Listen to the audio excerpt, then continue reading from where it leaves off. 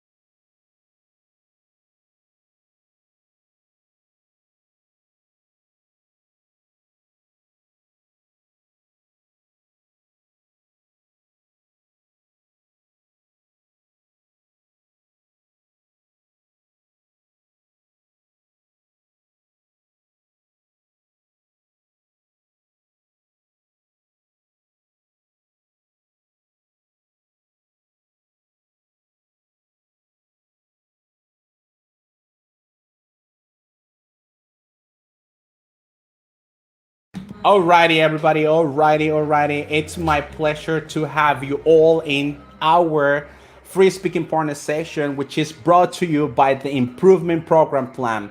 It's a private speaking club where we focus on developing your fluency, pronunciation, vocabulary, and coherence. That's right, everybody. That's why we are here, right? Um, as you may know, there are some occasions where the recruiter from any call center will tell you that you need to improve your oral communication. It tells you that you need to improve the way you speak, your pronunciation, your fluency. Maybe you need more vocabulary, and that's why we have these sessions, right? The speaking partner session, the free ones, which are held every single Saturday in the morning, right? Sometimes we start at 9, sometimes we start at 10, and so on, right? And if you like what we do, this is something very important. If you like what we do, it would be great to see your support by subscribing, hitting that notification bell on YouTube, on TikTok as well, and share this information among your friends. Or even better, donating for some good coffee, right? Nesty Nations, we drink a lot of coffee in order for us to be, energized. Alrighty, so, and please keep in mind that if you need any kind of help when it comes to improving your speaking skills, you can either jump in on our YouTube sessions today, or you can start booking lessons, private lessons, where the main idea is to focus on what your problem or what your problems are, right? And plan on a strategy and see how you have improved within 3 months, right? That's the main thing. So we have a Charlie Reyes Somarriba has joined us today. Hello, Charlie. Peace out. Welcome, track trainee. Welcome, track trainee. We have another track trainee in today's episode. So, guys, in today's episode, then we're gonna be talking about annoyance, and let me start off with the first word. All right, people from TikTok, are you guys ready for you to start getting some kind of vocabulary, right? So the first word, guys, remember that I'm gonna be giving you the meaning, and the thing that you need to do is to tell me what do you think it's gonna be the right word, right? So the first word or the first meaning is the following: to make someone feel annoyed, to make someone feel annoyed or impatient, right? One more time: to make someone feel annoyed or impatient, especially by doing something many times or for a long period of time.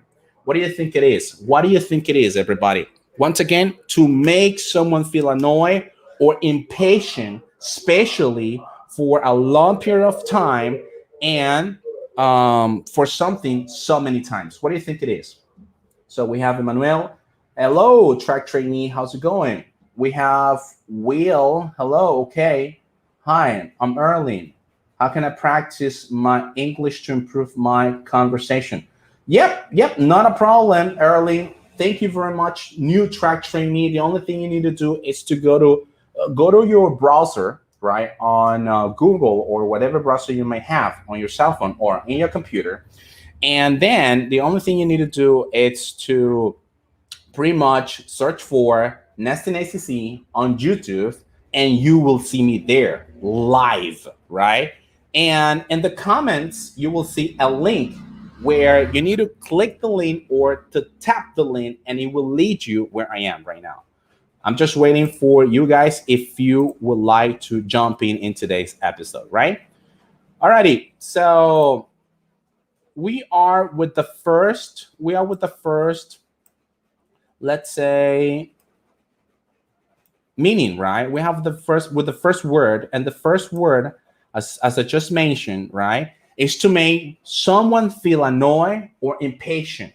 Someone feel annoyed or impatient, especially by doing something many times or for a long period of time. What do you think it is? What do you think it is, everybody? Let me know. Let me know in the comments down below. What do you think it is? People from TikTok, people from YouTube. Let me know what do you think. So, out of breath. Let's see. What do you think it is?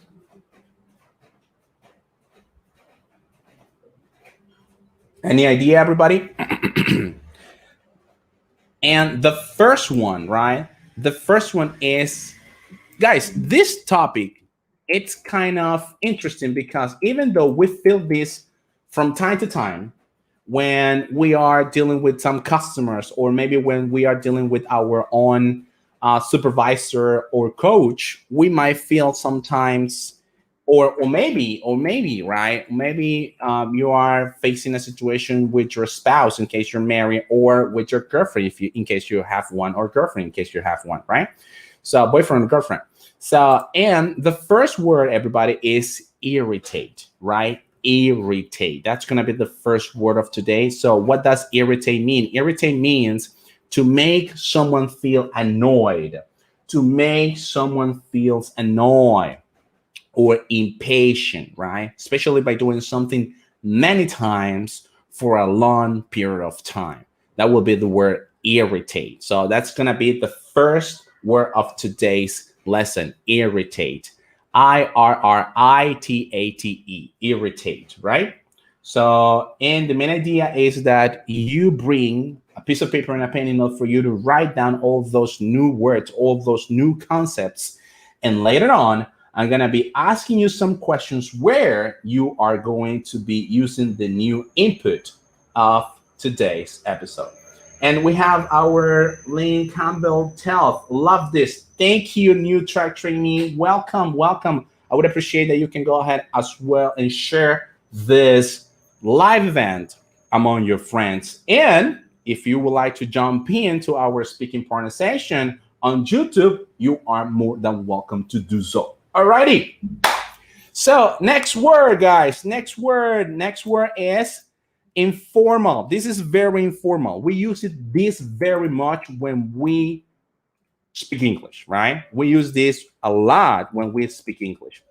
So this word, the following word, is so informal, and what it means is when you annoy a person, and this person, this annoying person, is especially a child. You know, when you see a child, this is gonna be a little bit funny, but when you see a child around you, and maybe you are just sitting down watching the child doing their things, right? And suddenly the child start bothering or being really annoyed, right?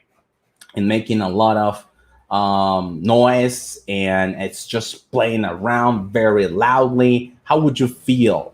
How would you feel about that? You will feel pissed, right? You will feel pissed. That's the way you feel when somebody, right, or annoying person is next to you. Pest. That's right. This is very informal. We use this for a spoken English, right? Pest, and that is going to be P-E-S-T. P-E-S-T. Pest. I feel pissed because of this. I feel pissed because of that. And sometimes when you want to get rid of that negative feelings that perhaps you have been dealing during the day at your workplace, you may say something like, I feel pissed because of this. I feel pissed because of that. All right. All right. That's it's another word that we have for today's episode. Pest. It's very informal, meaning that there is a annoying person right next to you. Alrighty, so let's see what we have over here. Good tea tops. Okay, thanks. All right, gonna be waiting for you, man. Gonna be waiting for you. Just jump in, and I will give you access to today's episode so we can go ahead and talk. Let me go ahead and share again, just in case you haven't seen it. So there it is. It's on YouTube, everybody, right? It's on YouTube. Okay, so let's see. Our next word, pay attention to this, guys. Pay attention to this. It's causing problems often in a way that is annoying, right? And we say this a lot in the industry of call center. We say it a lot. When the customer is saying something like, you know what happened with my product? Okay, this happened with my product, and the customer start telling you the things that happened with his or her product, right?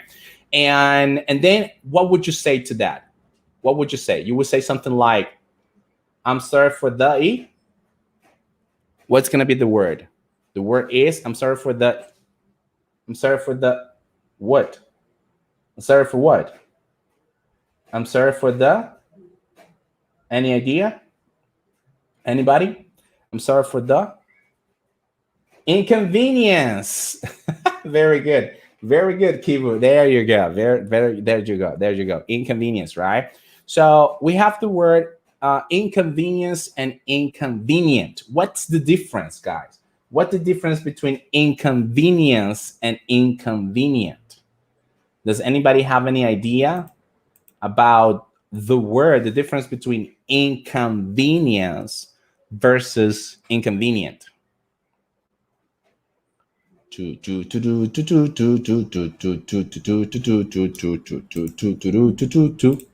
Any idea, everybody?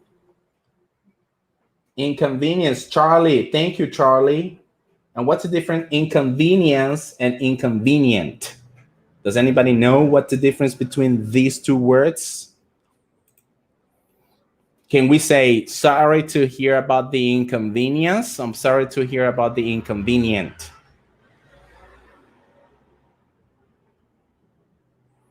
What do you think it's going to be?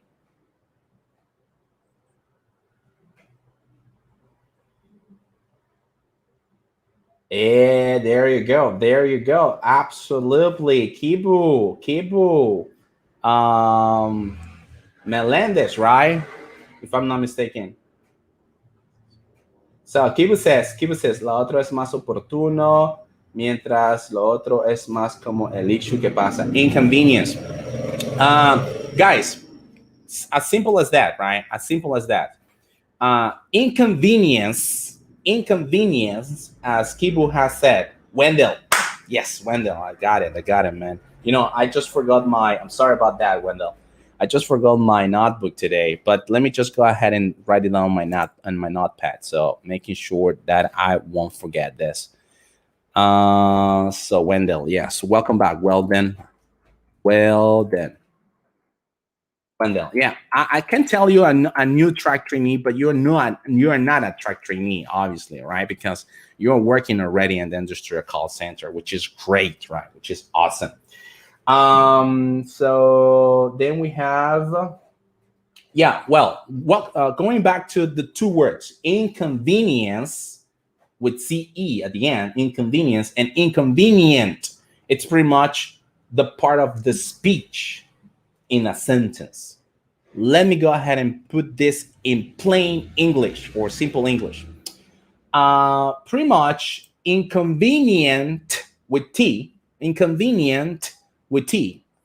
And this is very important, right? And very important when it comes to pronunciation, and you are pretty much speaking with a language specialist guy. You need to be careful every single time that you speak to them, because a language specialist will notice immediately the last sounds, or the last soundings vowels when it comes to speaking. Anyway, so inconvenient, everybody, is the adjective, right? Inconvenient is the adjective. Pretty much what we need is an adjective and a noun when we talk about things, right? Inconvenient, right? For example, you can say inconvenient time, right? Inconvenient time. Inconvenient, the adjective, and time will be the noun. Alrighty? That's the difference. Inconvenient, it's an adjective. Now, when it comes to inconvenience, CE at the end, it's a noun, everybody. It's the noun. Alrighty? So that's pretty much the difference. One of them is the adjective, the other one is the noun. So now you know when to use inconvenient, which is pretty much for adjective, and inconvenience, which is pretty much for nouns. So when you say to the customer, I'm sorry for the inconvenience, is it good? Or you will say, I'm sorry for the inconvenient. All right. What would be the right one? What would be the right one, everybody? And I think that everybody already know the answer by now, right? So Kibu, yeah, man, you are not a track trainee anymore. Alrighty. So then we got. Alrighty, perfect. So Ashlam, welcome track trainee, welcome track trainee. So let's see. Pretty much that's the difference, right? We have the word inconvenient, which is the adjective, and inconvenience, right? Inconvenience, which is pretty much the noun, right? That's pretty much the noun. So let me just go ahead and post it on our YouTube channel. There you go. There you go. That's the noun, everybody. That is the noun, the inconvenience. Inconvenience. Alrighty. So our next word, pay attention to this. This is about feeling annoyed. This is about feeling annoyed. This is about feeling upset, right? This is about feeling impatient, right? Because you cannot control or change a situation or achieve something. Let me go ahead and repeat it one more time. This is about feeling annoyed. This is about feeling upset. This is about feeling impatient because you cannot control or change a situation or achieve something. What do you think it is, everybody? What do you think it is?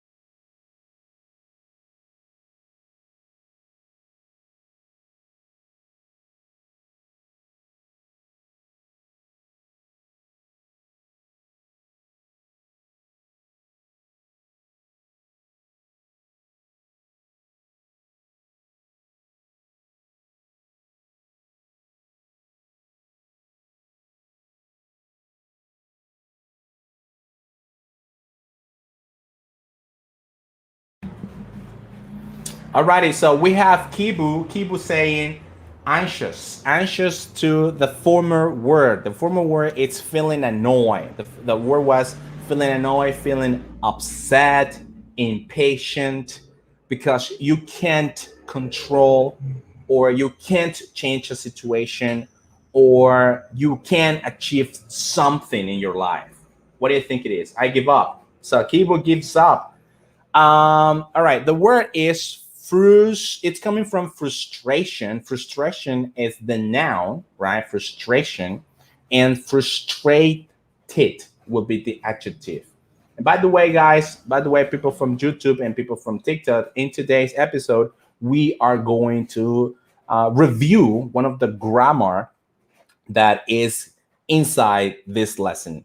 The grammar we are going to be talking about today is the difference between adjective ending with ed and adjective ending with ing. One more time, adjective ending with ed and adjective ending with ing. Alrighty? And as you may see, frustration, which is the noun, you can change the noun into an adjective by just adding ed and getting away or getting rid of the ion and frustration, right? So we have frustrated.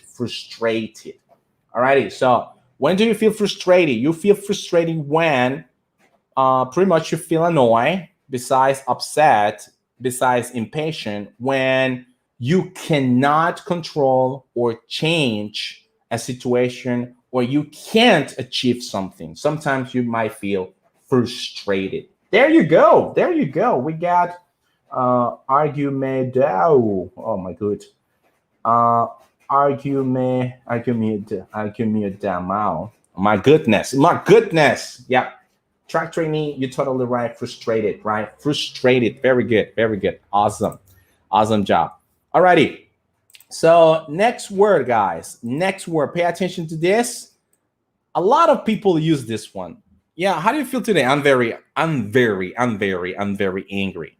I feel very angry. I feel very angry. But is there any other way that you can say very angry? Is there any other way that stop using very? What would be the right adjective in order for you to express that you feel very angry without saying very angry? Tell me that you know how to say very angry without saying very angry. There you go. So, how to get more fluency? Newsletters 5. I'm gonna be answering you that question just in a minute. Yeah. So we have another. I believe 27. I love that. The username. I believe, right? I believe 27. Good. Welcome, track trainee. I believe 27. It says in Spanish, right? She says in Spanish, yo frustrada. All right. Jiji, porque el intermedio me está costando demasiado. All right. Yep. I might understand you. I might feel you. I believe 27, track trainee. And the truth to be told is, besides attending to your lessons, besides going to classes, what else are you doing? That's number one question I might have for you, right? That's number one question. Let me know in the comments what else are you doing in order for you avoid or attempt avoiding this kind of frustration you may have. All righty. Good. And we have new style 5. Thank you very much for answering track trainee, for commenting track trainee new style 5 and how to get more fluency. So let's go ahead and see. Yep, we're gonna be talking about that, how you can go ahead and get more fluency. And in order for you to actually have more fluency, one of the main things that you need to remember or you need to keep in mind what the definition of fluency is. What do you guys understand by fluency? What do you know about fluency? All right. This is very important because sometimes we might feel, think, or believe that fluency is just pretty much speaking fast. Or we might think, believe, or we have this inner conception. The fluency is pretty much to speak like a native English speaker, right? Or to have just the right words, the right vocabulary whenever you want to express about something. So we need to define what fluency is. Does anybody has an idea what fluency is? So okay, there other people might say maintenance a conversation. Maintains a conversation, right? Um, yeah, it could be. But let me go ahead and tell you the following: you can keep a conversation, but just saying, yeah, okay, and then what happened? And that you're keeping that conversation. At least there is a conversation between you and the other person, right? Uh-huh. In order, in order for you to build a conversation, there must be pretty much two people, right? As simple as that. Maybe one of them is controlling the conversation by asking questions, and the other one is just answering those questions. And the one that is just asking questions is not speaking, it's just controlling the conversation by asking questions. And the other person that only says something like, oh, yeah, and then what happened? It's not also fluency, or it's not yeah, it has nothing to do with fluency itself, because you can keep a conversation as well, right? But what is fluency, everybody? What is fluency? What do you guys understand by fluency? This is very important, right? And I'm gonna be talking about base a methodology, right? I'm gonna be talking about based on methodology when we talk about fluency. Number one thing, and this is something that you need to keep it in your mind, right? Fluency is pretty much how you can transmit the message, how well you can transmit the message that you want to say to the other person that is having a conversation with you.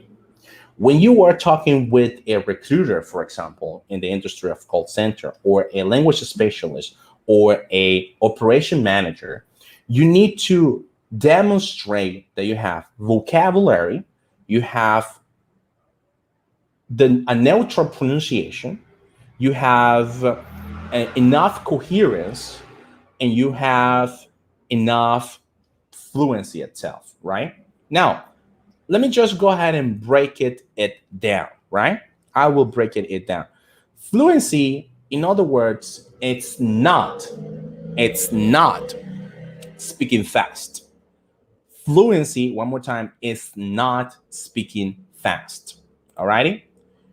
Fluency is pretty much transmitting your message in a smooth way without pausing. What is pausing? For example, pausing will be something like this. And you start thinking about the words that you want to say. All right? That will be pausing. Hesitating. What would be hesitating? Hesitating will be something like, so yesterday, yesterday I went to the park. Yeah. And yesterday I went to the park, and I went with my friends, and after we went to the park, we went to the movies, and we watched what we watch, I don't know, I don't remember the name of the movie, right? So that would be hesitation, right? There are a lot of there are a lot of pauses, right? There are a lot of pauses in your communication. And fluency, guys, another thing that you need to keep in mind is not fluency is not making a lot of fillers. Fillers like just keep in mind the following. There are natural fillers, okay? People sometimes may say something like, American people especially may say something like, oh yes, and suddenly we yeah, and they continue with the conversation. That's natural filler.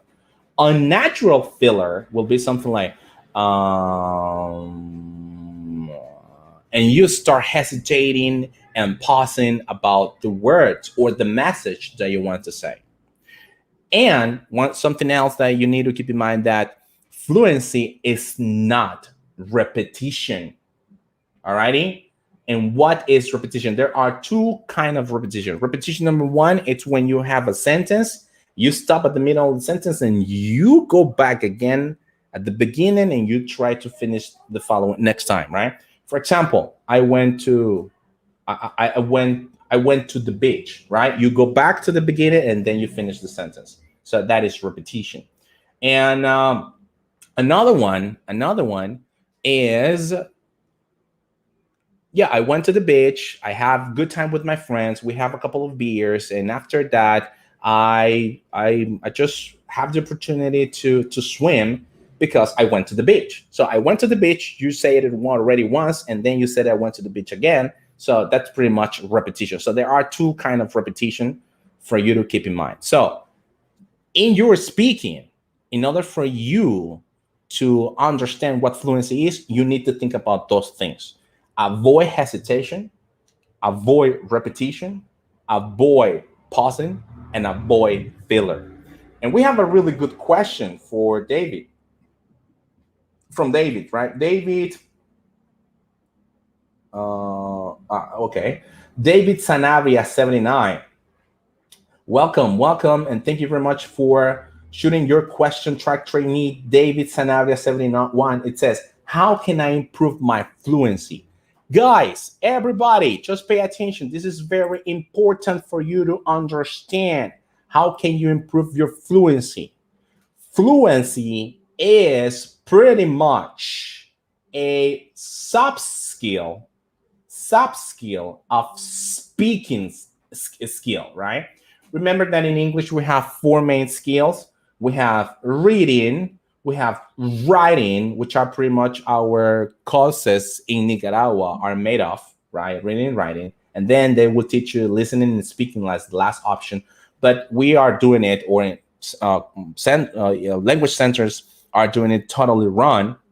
And perhaps they're going to hate me because I'm just revealing this kind of information. But that's true, right? When we speak Spanish, for example, as learner, we started as speaking, listening first, and then speaking, right? Later on, perhaps when we were during our primary, our first years of school, we started learning how grammar works and how reading is, or and how writing was, right?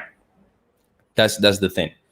So how can you improve your fluency? Fluency, once again, is a sub skill from speaking, and the only way that you can go ahead and improve your fluency, it's by speaking. There's no any other magic formula than that, right? There's no something like there's a saying that says rocket science, but I don't like to use it though. However, this is the only way that you can actually improve your fluency. It's just by speaking, right? The more you face this kind of situations in life where you need to speak English, the more confident you will feel. And thinking about how to stop saying repetition, how to avoid, like the repetition, pauses, fillers, and making for example, the which is part of the fillers. If you start thinking about how to avoid them and every single interaction you may have, either in our speaking partner session or with any other person who speaks English with you, that will be awesome. That's the only way that you can go ahead and do it. So we have Wisbury, follow the host. A new track trainee, Wisbury, follow the host. Thank you very much. Thank you very much for following. It's important for your fluency, complex words. Complex words. What do you mean by complex words? We have simple sentence, and we have complex sentences, right? A simple sentence. I am an English teacher, for example, right? I am an English teacher. That's a simple sentence.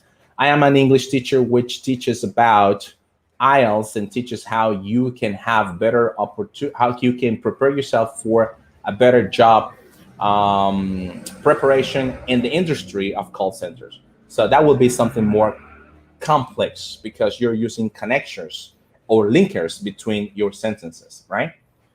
There you go. We got a David, track trainee, David Sanabria. Thanks, bro. You're welcome, man. You are more than welcome. And thank you. Thank you very much for your question, right?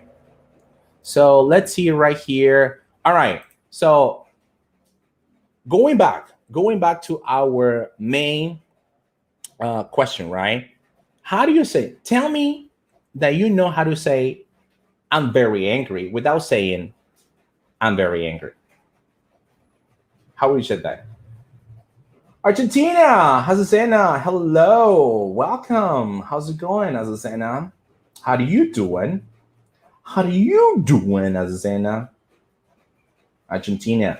You know, I never been to Argentina. The closest place I've been next, the closest place I've ever been to has been Colombia.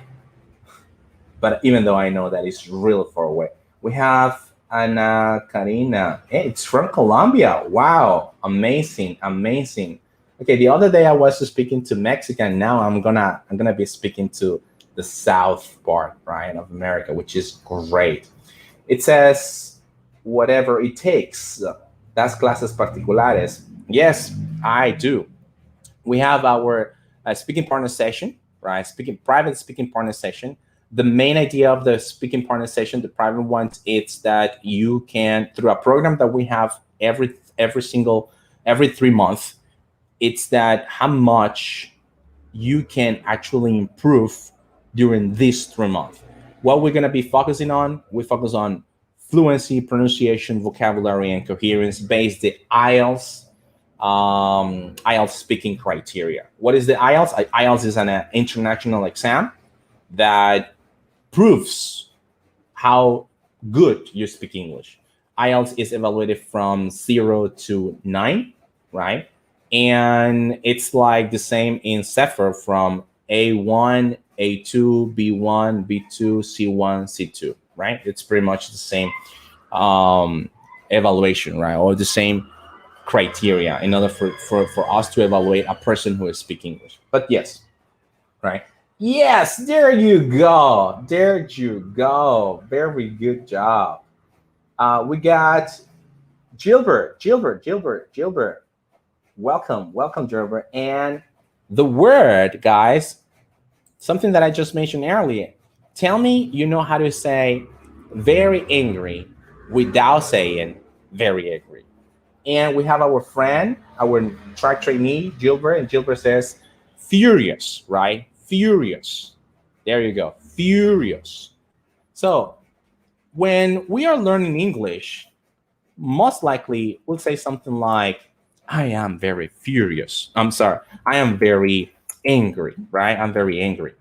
But as long as you improve your vocabulary, you understand that you need to stop saying I am very angry.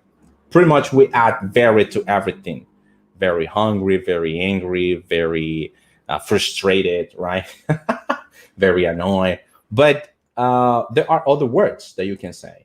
And this is very important for your fluency because you are expanding your vocabulary. And when you are in a job interview with a recruiter or language specialist in this case, most importantly, a language specialist, what will the job is of a language specialist is to determine how good you can manage the language, right? How good you are at managing the language. And one of those things is to make sure if you instead of saying very angry, you can say something like furious, right? Furious. Alrighty, good. We have Enrique on YouTube. Hello, Enrique. A track trainee Enrique Juarez says, I feel too annoyed. Why is that, man? Is that just an example or is it true? I mean, you feel annoyed. Why you feel annoyed, man? What is going on? Tell us. Alrighty. So thank you, track trainee Gilbert on TikTok. Then we got Charlie, thank you, track training for commenting. I'm pissed off. Yeah, that's another expression. It's very useful, right? When we are speaking with customer, no, but with yeah, pretty much you might not say the word, but customers might say the word, right? So then we have Pedroba starving. Alrighty. Pedroba, thank you, track trainee, for commenting. So whatever it takes, follow the host. We have a new track trainee, everybody. We have a new track trainee in our TikTok account. It will be great, whatever it takes, if you go ahead on YouTube, look for Nesting ACC, and you can also subscribe to our channel. That will be awesome. And thank you very much for following us. All right. How can I find you on YouTube? Pretty simple. You go to YouTube, the browser, and on the browser um, you type down Nesting ACC, right? Nesting ACC, NESTING. Then you have some space ACC, right? Nesting ACC. You'll find it over there. And just for the records, if you would like to participate in our today's question, the only thing that you need to do is to tap or click, right, on the link I just shared, and it will lead you to where we are on Nesting right now on YouTube. So we got Kame Angel. Kame, morning. Good morning. How do you doing, Kame? Hopefully you're doing fantastic. Alrighty. So let's go ahead and see, everybody. We went with Furious. And we have another one, which is feeling annoyed or angry, right? Feeling annoyed or angry. What do you think it is? Feeling annoyed or angry? Feeling annoyed or angry. So, what do you think it's gonna be, guys?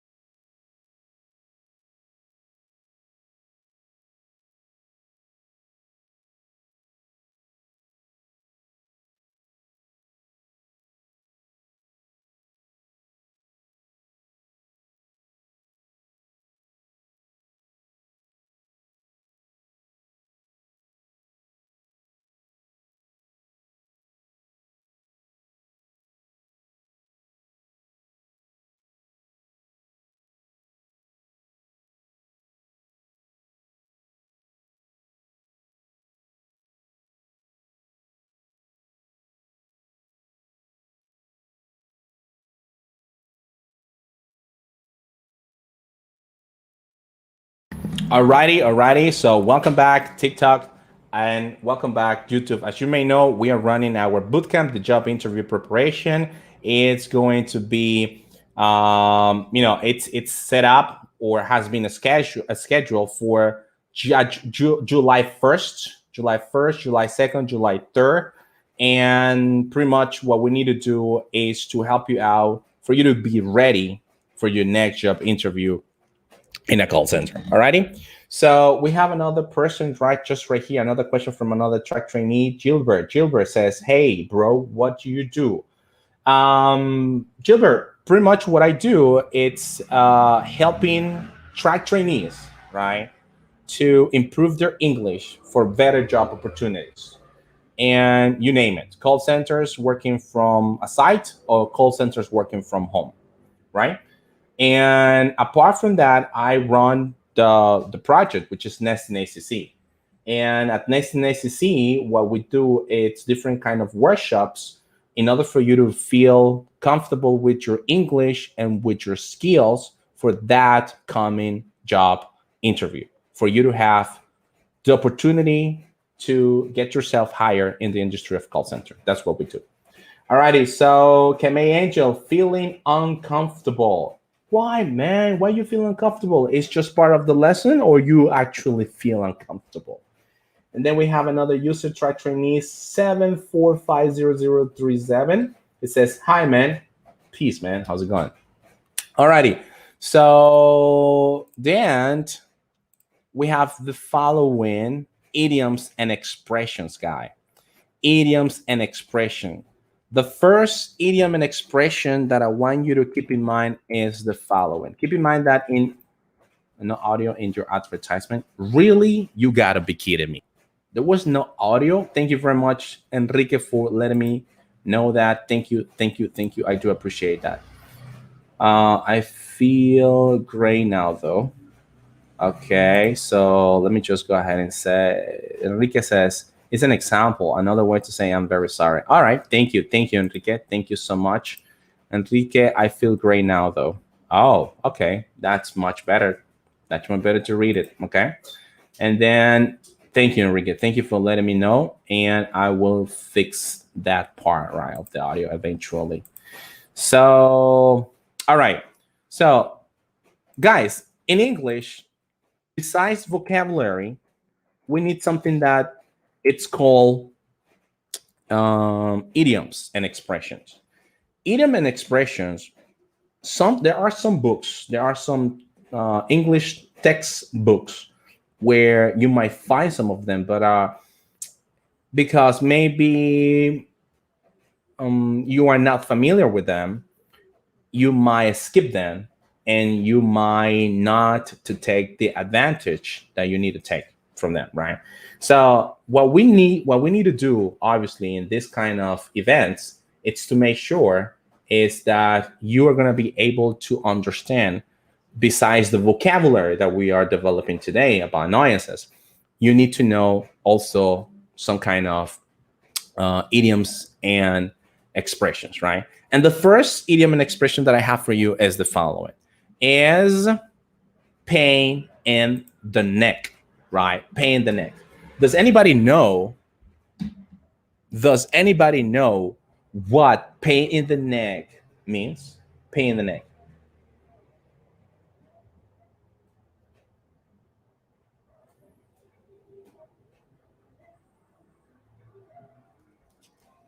Oops.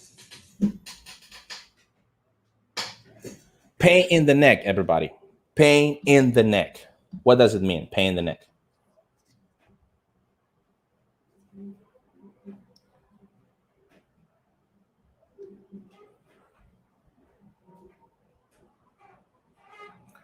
So we have another track trainee comment, which has BR Hunter one. Hey man, I was reviewing your YouTube channel and I would like to tell you that it's amazing. Thank you, man. Thank you. I do appreciate that. Um, it's pretty much such an honor to have this kind of comments on TikTok where you are guys, you know, just taking a look into the value that we are delivering in every single video that we have launched on TikTok, on YouTube and TikTok as well. And thank you, BR Hunter one. Then we have Kibu 2314. Literal, es como decimos un dolor de cabeza. Yep, absolutely, absolutely right. So pain in the neck, right? Pain in the neck. Um, there are other expressions, but I don't want to be, I don't want to sound like an ordinary person, vulgar, pretty much. No, I'm not gonna say that. All right. So very good, Kibu. Excellent, excellent, excellent. So very good, very good. So that's one of the expressions that you can use every single time that you feel, frustrated or you feel annoyed because of something, right? So a pain in the neck.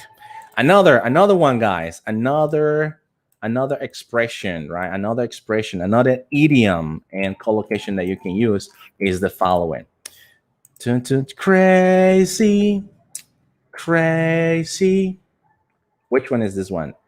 Driving me crazy.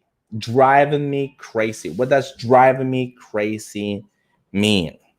Do you have any idea? Driving me crazy. Come on, guys.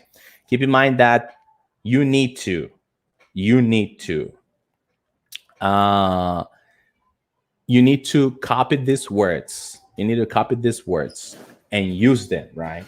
Use them. You need to use them in our today's session. Remember that I'm gonna be sharing with you the link. I already did. It's on YouTube. The only thing you need to do is to tap on the link, and it will lead you there where we are right now, broadcasting this live event, and we're gonna be talking, right? Annoyances, right? So driving me crazy. Me estás volviendo loco. There you go, Burnett. One. You know what would like something that I would like, guys? Something that I would like, people from TikTok on YouTube. It's that maybe you can go ahead and tell me what would be your definition in English. What would be your definition in English and an example?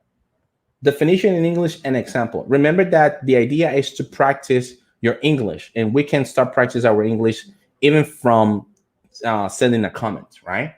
So set up your keyboard into English settings and make sure that you're going to be able to write your comments, write your definition of the words in English, and write down your example as well. But yes, BR Hunter 1, track technique, thank you very much for commenting. Me estás volviendo loco. Today, Ibex is having a job fair, guys, which is true. Yeah. Ibex is having a job fair. If I'm not mistaken, the fair is at Hotel Hex right here in Managua. And for those who would like to get themselves higher, right, in the industry of call center, I think this is your opportunity, right? This is your opportunity. Go in there, and later on, guys, later on, don't forget that if you pass, let me know, right? I would like to hear your story. I would like to hear how was it, right? And if by any chance they say something like, oh, you know what, you need to improve because of this or because of that, come on, man, you need what you need to do, right? You know what you need to do already. You need what you need. So X, yes, it's gonna be at X. Good. Alrighty, so we have driving me crazy. Another expression, guys. Another expression. Remember, I'm gonna be sharing with you the expression, but try to let me know in the comments your definition about the expression, and even better, a sentence, right? A sentence using the expression. And the expression is gets on my nerves. Gets on my nerves. Gets on my nerves. So what do you think? Gets on my nerves.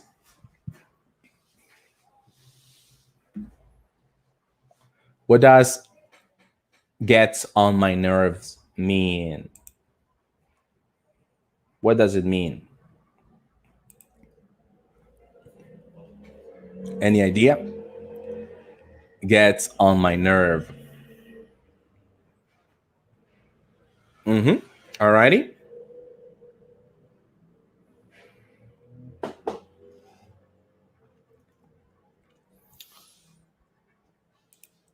Any idea?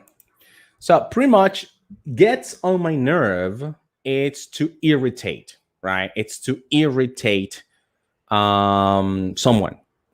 It's when you feel that you cannot control it anymore, and you feel like oh my god, this thing is getting on my nerve, right? This is the way that you can use getting on my nerve or annoy. Yeah, it might happen, right? Dr. F2, it might happen that you feel also annoyed, right? Getting on my nerves, right? Have you, for example, when you are talking to, let's say, those people, I don't have anything against those people, right? Obviously, but those people whose voice is like a, yeah, yeah, we're gonna be doing some games today. You want to play with us? Yes. Why don't you play with us? Come on, let's play. Let's play some. So, in my personal scenario, in my personal case, I feel that this kind of voice, right? It's nothing personal against those people, but it feels like the voice. It's really getting on my nerves, right? It's really getting on my nerve. That's the reason why we use this expression, "getting on my nerves." Alrighty, good. What will be your sentence, people from TikTok? Let me know in the comment down below. How would you use the expression "getting on my nerves"? How would you use the expression "getting on my nerves"? Alrighty? Alrighty? Okay. Alrighty. So, following words, guy. The following, sorry, no, it's not, no, no, no, it's not the word. It's the following idiom, right? The following idiom is going to be the following.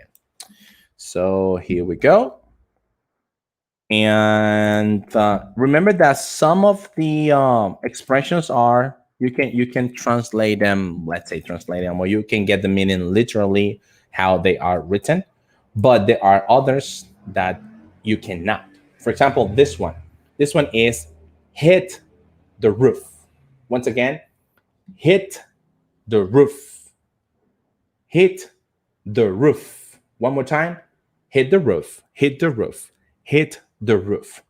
When can we use the expression "hit with roof"? Obviously, as you may know so far, we are talking about annoyances, right? Meaning that you might have a pretty good idea what "hit the roof" means. Yes or no? Let me know in the comments down below. What do you think about "hit the roof"? So Stephanie Reyes, join in. Hello, Stephanie. How are you doing today? Alrighty. Hit the roof. Hit the roof. Estallar de cólera. Kibu. Kibu. Very good, Kibu. Very good, Kibu. However, Kibu, it will be awesome. It will be awesome when, well then. Well then, it will be awesome that you can go ahead and let us know in English what is the meaning for you in English and your sentence. So everybody on TikTok can also take a look at your expression and learn from it, right? And learn from it. That would be great. So, but yes, Kibu, it's estallar de cólera. Es this pretty much to get yourself very angry. In other words, furious, right? You are flying. You are flying into a rage, right? You are super, super, super, super angry, right? So I remember that, well, my parents are divorced, right? My parents are divorced, and I remember my mom was dating a guy, right? It's what she was dating a guy. She was dating a French guy, and because I also wanted to date someone, I asked a couple of friends to come over my house, and they show up, and we threw a party. But I think we pass out. I mean, I don't think, we definitely pass out.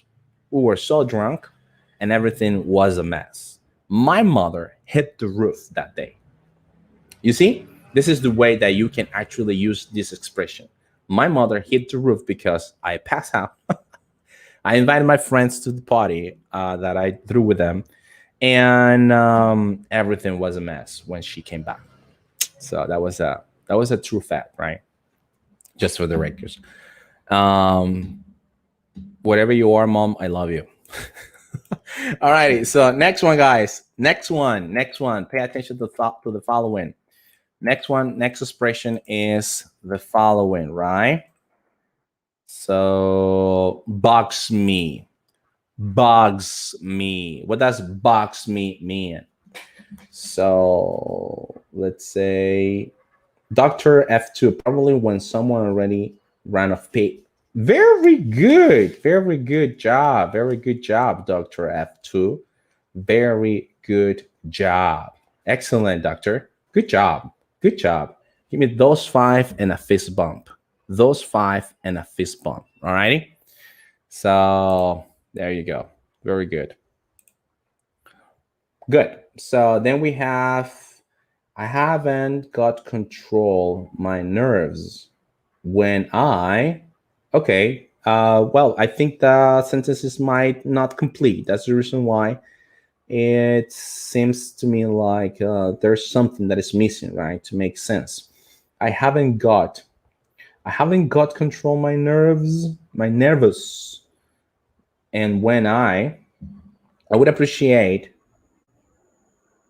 Magdiel Garcia that you can go ahead and rewrite your comment. It will be awesome.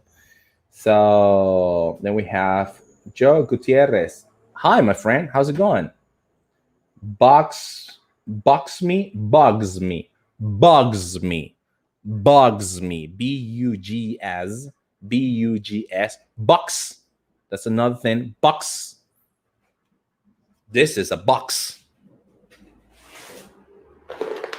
This is a box. Perhaps you don't see it. No, you don't see it from there. No, on TikTok, people on TikTok, you can't see this, but people on YouTube, yeah, you can see this is a box, box, right? box, box. And then the other one is, wait a second. The other one is bugs, bugs me, right? There you go. Thank you very much, Kibu. Bugs me, bugs me. So what does bugs me mean, right? What does bugs me mean? Does anybody know? Any idea? So we have Leva Cocina. Leva Cocina, follow the host. We have another track trainee following our account on TikTok. Thank you very much, Leva Cocina. It will be also a pleasure if you may join us on YouTube. Subscribe, hit that notification bell, and participate, right? Participate in our sessions. Alrighty, so then we have Enrique Juarez on TikTok. I'm sorry, on YouTube. I'm getting crazy by mentioning these different kind of platforms.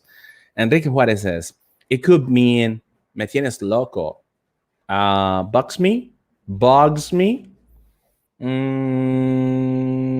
No, that would be driving me crazy, right? Driving me crazy will be the one with you're driving me crazy. Oh, wait a second. We might have more. Yep. Alrighty. So I bet you. Hey, what's up? What's up? Really, DJ? Why didn't you say hi? So then we got Mag DL Garcia 14 follow the hole. Hey, we got another track trainee on TikTok. It will be great, Magdiel Garcia 14, if you also follow us on YouTube, right? It will be awesome.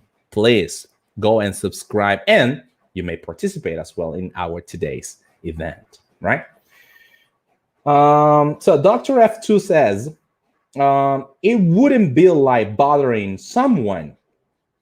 It is, right? It is, Dr. F2L. You're doing such an amazing job. You're doing such an amazing job. Yeah.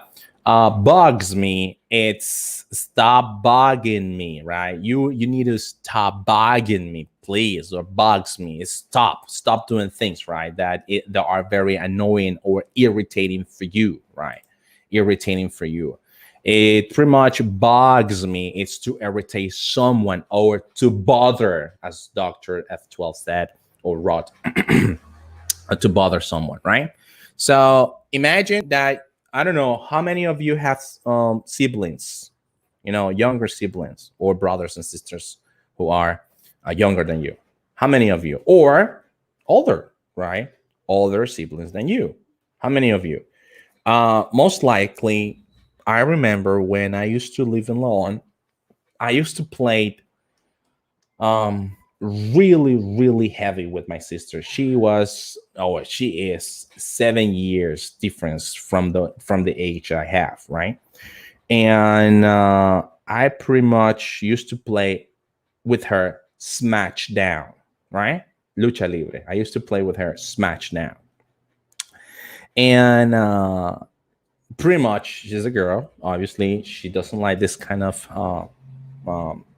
games, heavy games. But I used to do it. I didn't care. To the point that she used to say the expression, "You are such a bog. You're such a bog. Stop bogging me, please." Right. So that's why this expression is coming from. When you have a bug like a fly and you want to eat the fly, it's just around you, it's surrounding your food, and it's eating with you at the same time, right? That's bugging. It's bothering. That's pretty much. Then we got a levacoa. What? All right. So annoy someone. Thank you. Thank you, thank you guys. It wouldn't be like levacoa. David Sanavia 70. I have the way. I have the always bug me. What do you mean, Jog? Jog Gutierrez. I have they always bug me. Who bugs you, man? My brother bugged me. Oh yeah, okay, I got you now. I got you. Yeah. Yeah, brothers and sister, it's pretty much a great example for you to use this term bugs me, right? Bugs him, bugs her, bugs us. Remember that bugs is pretty much the verb, but is then you need to use a object pronoun like me, you, him, her, us, them, right? Good. My brother bugs me when he wears my. Yes, very good example. Very good example, Jog. Give me those five and a fist bump, man. Those five and a fist bump. Very good job. Alrighty, so good. Excellent, guys. So we have covered already. Vocabulary. We have covered already the first part. Vocabulary and idiomatic expressions, right? We have covered already the first part. Vocabulary and idiomatic expression. Let me go ahead and change the slide in order for us to move on to the following part of today speaking partnerization, right? Which is going to be the grammar review. We're going to be reviewing the grammar review. We're going to be reviewing the, my goodness, we're going to be taking care of the grammar review. And the grammar review, guys, is going to be about what's the difference between those adjectives that ends with ed and those adjectives that ends with ing, right? What's the difference between those of them? And let me know in the comments if you already know the answer. If you already know the answer, let me know in the comments what's the difference between adjective ending ed and adjective ending ing. All righty. So let me just go ahead and change the slide. I'm gonna do that. Well, I don't understand why TikTok always do this to me. Okay, I think I got it. And just a quick recap, everybody. So we're talking about annoyances, right? These are the words we have covered so far. Irritate, pest, inconvenient, and inconvenience is different, as you may know. Frustrated, right? Frustrated. Now, pay attention to this. Let's go ahead and let me go ahead and share this on how do you call this? On YouTube, right? So where is it? There it is. Okay. So this is the thing, right? This is the thing. I want you to pay attention to the following. We have the word frustrate, right? Frustrate, which is going to be a adjective, but then we have frustrated, right? Frustrated. So as you can see right here on the screen, we have the word frustrated. Now, this part in English, this T that we have over here, we might either say, we might pronounce it like T. Remember that the last part would be ID, right? I-N-D. So it will be like frustrated, right? That's one of the things. However, in let's say in America, people don't pronounce T. This is pretty much from United Kingdom, right? Or England. In other words, but in America, this T sounds like a small R, right? Or a little R there. So people, when you hear people saying frustrated is also okay. All right, it's also fine. This is the way that people from North America will say it, or yeah, American will say this frustrated, and other people might say frustrated. Me personally, I use whatever it comes. Right, I don't mind because I know that people will understand. If they speak English, they will understand frustrated or frustrated. Right, both of them are just all right. So that was frustrated or frustrated, right? Furious, bad mood, calm down. These are the words that we covered today. And these are some of the expressions, right? Just right here. Some of the expressions that we also have got. Pain in the neck, driving me crazy, get on my nerves, hit the roof, and bugs me. Right? Not bugs me, bugs me. Good. Then we have okay. They are for people and thin. All right. My brother bought me when he think he's better. Yeah. Mike Diel Garcia. Yeah, you're totally right. Track training is saying my brother bugs me when he thinks, right? Thinks, right? That's very important. He is better than me. Yeah.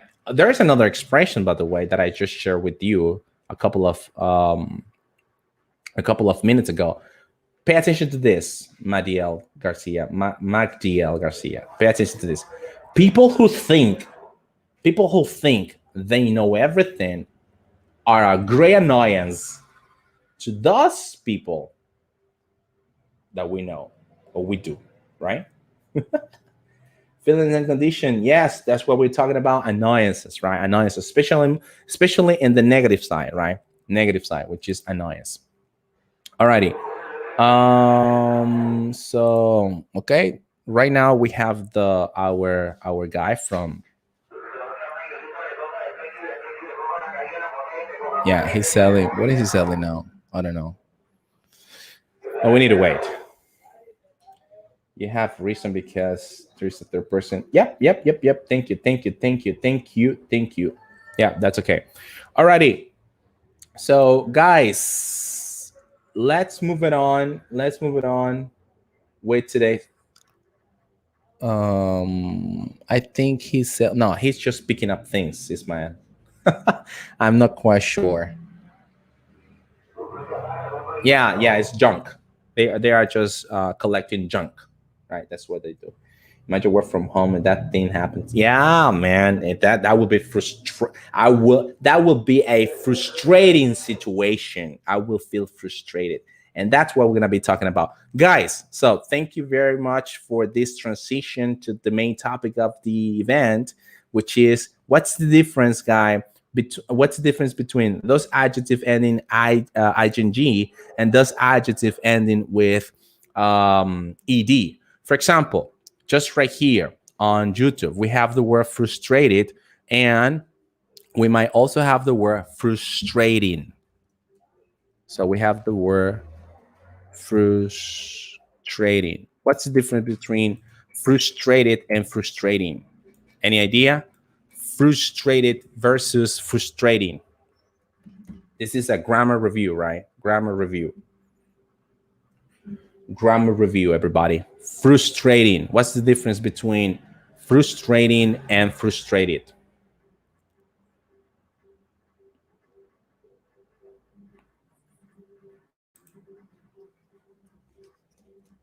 What's the difference between frustrated and frustrating, everybody?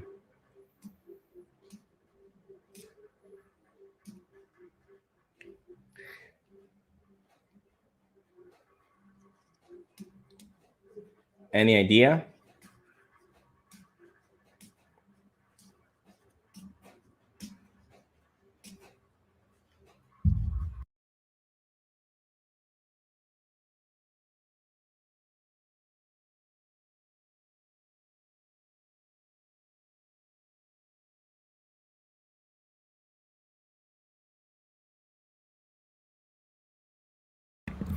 What would be that difference between frustrating and frustrated? And we have our first comment from Dr. F2. It says, frustrating, I think, is for a situation, and frustrated is for a person. Yes, pretty much. Can you give me an example, Dr. F2? Brian Josue. Brian Josue. Yeah, Brian Josue. Welcome, Brian Josue.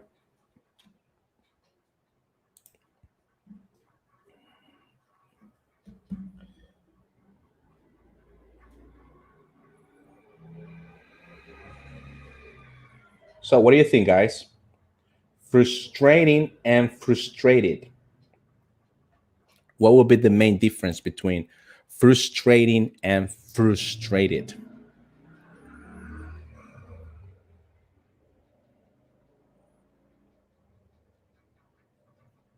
Pretty much, Dr. F2, it's right?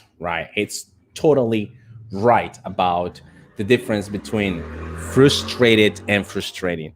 Frustrated with ED, guys, with ED, pretty much describe your emotions, right? Describe your emotion, describe how you feel about something. How do you feel about something, right?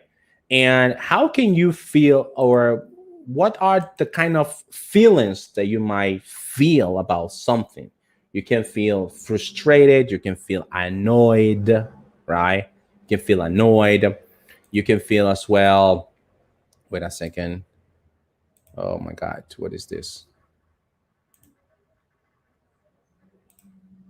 All right. You can feel bored, embarrassed. You can feel disappointed. You can feel excited. You can feel interested. You can feel surprised. You can feel tired. You can feel worried. You can feel, let's say, confused, right?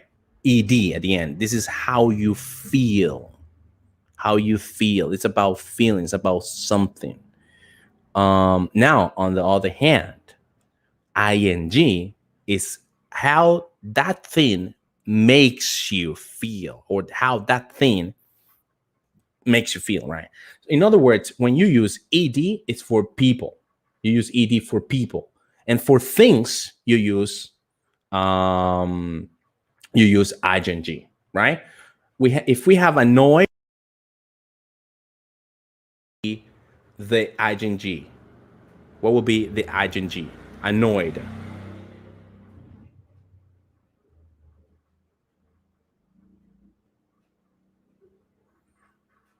Annoyed.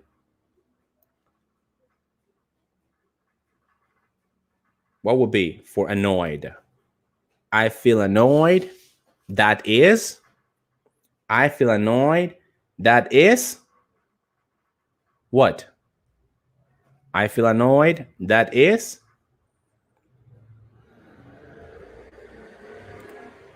I feel annoyed. That is,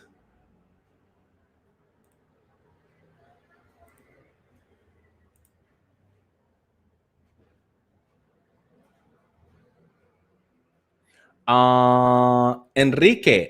Take a look at this. Enrique says, frustrated is an adjective and frustrating is a noun. My friend, no, it's not like that. Let me explain you. Both of them are adjectives. Both of them are adjective. The noun for frustrated or frustrating will be frustration. Frustration. Alrighty. So, but what's the difference between frustrated and frustrating? Frustrated is how you feel when you can't achieve something, right? And that thing that you can't achieve makes you, it is frustrating, right? The thing is frustrating. So that's the difference between frustrated and frustrating. Or annoyed, right? I feel annoyed. How you feel? You feel annoyed. And that is annoying. The thing, the situation, the event, the action that is happening that is not part, or that is not within you, it's when you use ing, and that will be as well an adjective, right? But when you feel it within you, when it's part of you, you use ed, and that's also an adjective. Both of them are adjectives. So then we have frustrating, I think, the situation. And as Dr. F2 said, frustrating is for a situation. It's for what is going on. And frustrated, it's pretty much for the person, how the person feels about that, about something, right? I have an example, or I have some exercise for you guys, and let's go ahead and jump right in to the exercise itself. We're gonna go through, or we're gonna go to YouTube, right? And pay attention to this, people from TikTok. People from TikTok, pay attention to the following example, right? This, we're gonna be practicing ed and ing, right? So pay attention to this. It says the following: you look, right? You look really, we have two options: tired, tiring. Why don't you go to bed? All right, one more time. Let me go ahead and repeat it back. You look really, two options: tired, tiring. Why don't you go to bed? What will be the answer for that one? What will be the answer for that one, people from TikTok and people from YouTube?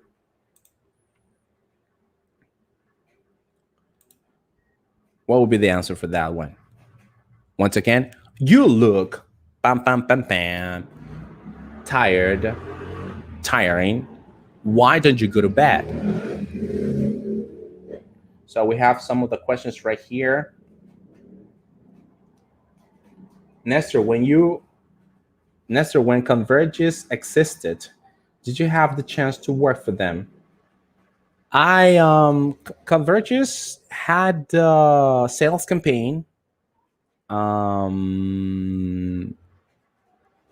was about to sign a contract with them, but then another opportunity just arose, and that's the reason why I couldn't get myself hired right for them. But I know what is it about, right? And now that it belongs to Concentrics, right? It belongs to Concentrics, and it's pretty much about sales, right? Sales, different kind of smartphones. That's going to be depending. Customer already has a plan, and what you need to do, it's either to sell the plan or upgrade to do an upgrade to the plan, or to sell a new plan along with a cell phone, right? And based on customers' needs, you're going to be you need to shoot your best offer. As long as you pay attention to what the customer is saying, it will be awesome for you to shoot that offer to the customer. And customer, pretty much because they're calling you, you have 50% chance of closing that sale. You can make that amount of money, right? That's pretty much. But nope. I mean, at the end, the offer was I did turn down the offer. That's the reason why I didn't work with them. But I work in sales in other companies as well. For Facebook Pixel, sales requires a strong English level.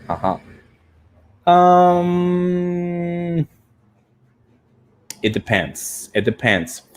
Okay, this is something that Kibu is asking. Wendell is asking. Wendell is asking something like, you need to have a really strong level, English level, in order for you to start selling things, and that's depends. That's going to be depending on Chaparrita 43. I can't accept that call right now. I'm sorry, Chaparrita 43. If you are among the audience, I would appreciate that you let me know in the comments down below, and you let me know that you are the one who is calling me. All right, Chaparrita 430. So going back to Kibu question.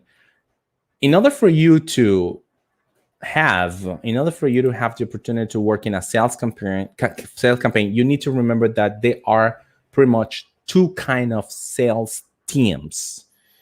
We have the sales teams that are called outbounds, right? Outbound calls. And there are other teams that is named the inbound calls. What does that mean? Outbound is pretty much that you take the cell phone and you start dialing. You start making those calls, and you start asking people information that pretty much because they don't know you might hang up on you, right? And I think this type of outbound calls or this type of um, um, skills or responsibilities in the job industry of call center is quite tough. It's quite tough, and this is the one that you might need to have a really good level of English when it comes to pronunciation and sounds like a native English speaker.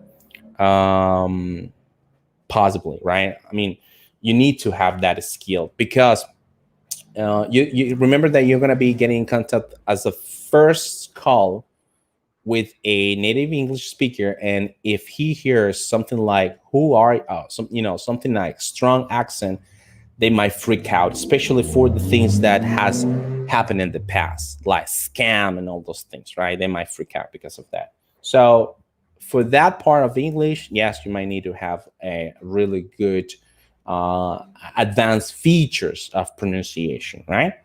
Or sounds like a native English speaker. That's number one thing. And but there is another one which is inbound, which is pretty easy. It turns out that perhaps there are some kind of billboards outside in the streets, or maybe there is a campaign running on Facebook or any other platform, social media, or on TV, and suddenly customer sees an ad and calls you in. You just accept the call, and customers just want to have information. So you have 50% chance of closing that sale, which is pretty different, right? Because the customer knows that they are talking already to a company that in the past they might have registered before in order for you to get in contact with them. Let me go ahead and give you an example. Let's imagine that a call center here in Nicaragua calls you in and says, "Hello, this is Nestor from this call center, and I'm calling you because I know you speak English." You will feel like, "What? Wait a second. Who are you? What's your name? What do you have my phone number?" You will feel like that, right?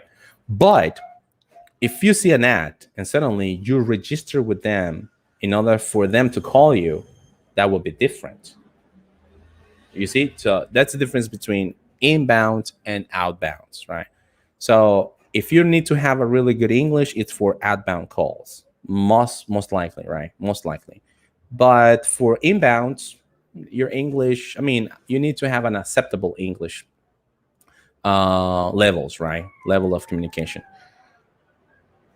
Remember that sales is not about speaking. Sales is about listening as well. You listen what the customer wants, and based what the customer wants, you give the best solution to the customer, right? That's the difference.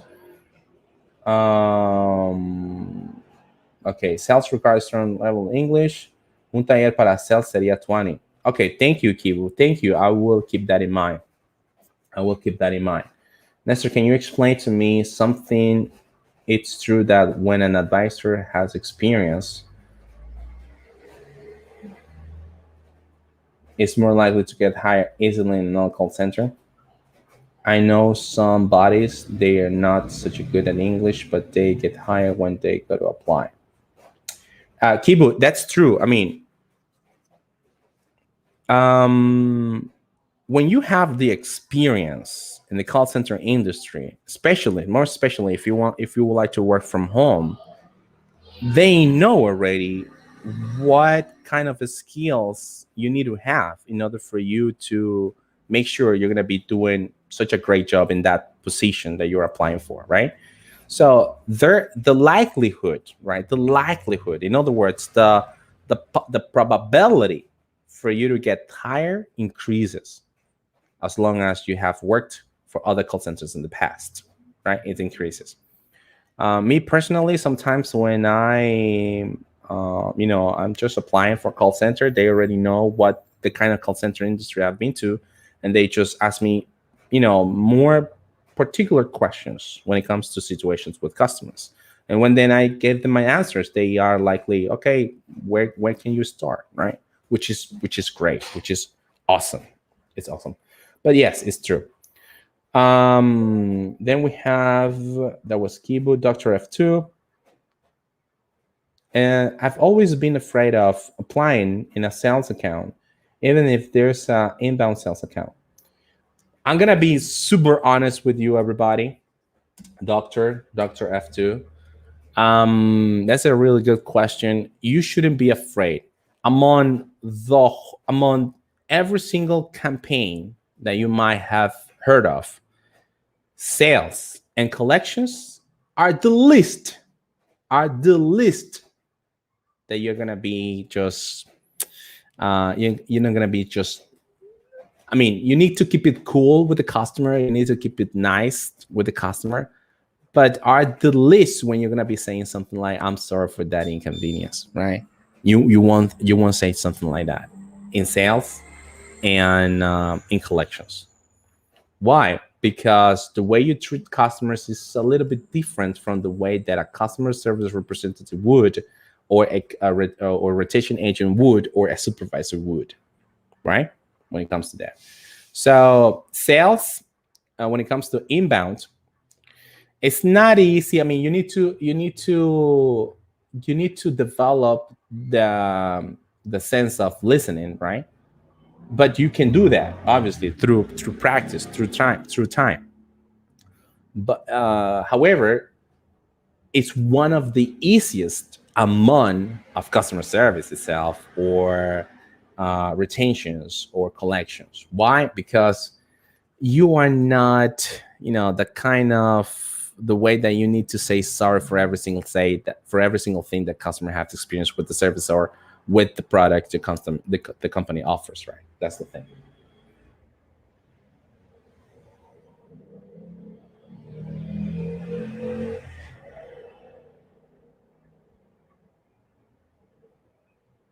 Okay. Oh, all right. So I hate sales. Now I understand this. Right? Yep. Yep. Thank you. Thank you, Bikibu. Thank you. Thank you. Then we got Kibu, right? Then we have Charlie. Charlie, I hate sales. I hate to push people to buy something. Yeah, that pretty much will be like outbound calls. And outbound calls is quite difficult. It's super difficult. It's not difficult because of the things that you need to say to customers, that because it's already scripted, meaning that you just need to read something verbatim and everything's going to be just fine, good, right?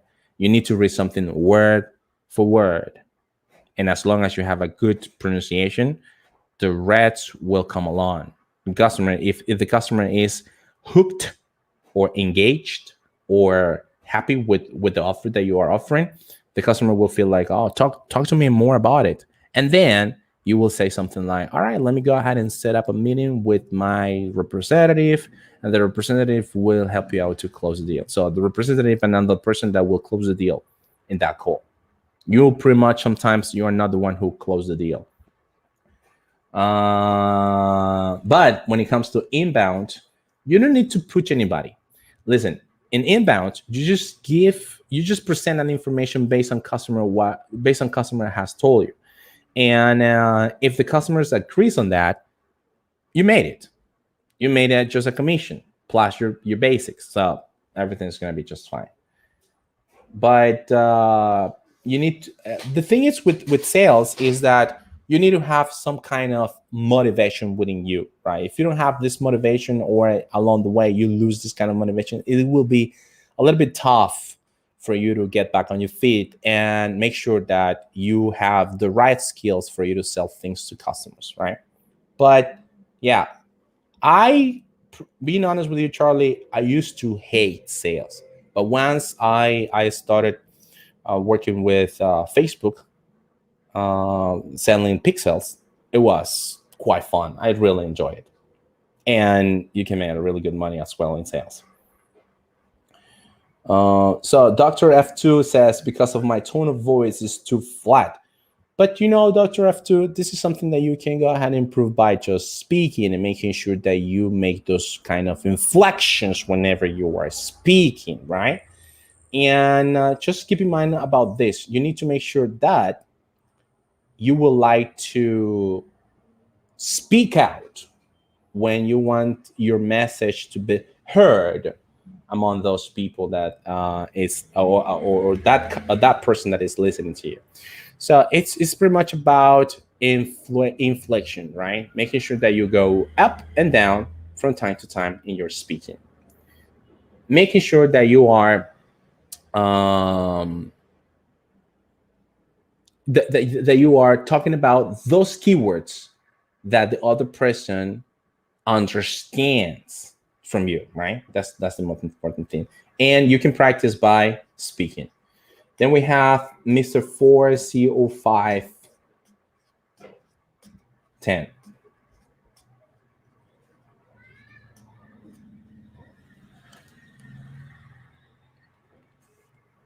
It says, what do you think it's better for someone new in this industry, home or site? Site, right? Definitely will be site. If you are completely new, right, you have not, you have never been in a computer from home working, it would be site. My first, number one, first recommendation, right? Once that you have, let's say, 3 months at least in production, or 4 months or 6 months in production, you can go ahead and attempt to set it up on your own, right, at home. Yeah. But definitely, let me tell you why. When you are at home, you need to have the ability to disconnect your brain from the situations that happens at home. When you are at the site, the benefit of that is that you will have some people around you that will support you whenever you need to.